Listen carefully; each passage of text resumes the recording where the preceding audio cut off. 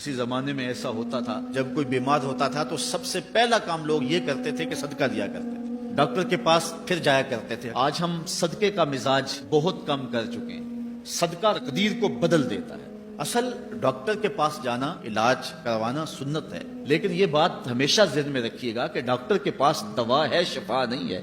शफा अल्लाह के दस्ते करम में है। हजरत मूसा अलैहिस्सलाम के पेट में दर्द का एहसास होता है, कोहे तूर पे चले गए और जाकर कहा, मालिक मेरे पेट में दर्द हो रहा है। तो अल्लाह ताला फरमाया, फलान जंगल में चले जाओ, वहां इस शक्ल के पत्तों की एक बूटी है, उसको तोड़ो निचोड़ो, उसका पानी पियो, तुम्हें शिफा मिल जाएगी। कुछ अरसा बीता, दोबारा उसी तरह का दर्द जागा।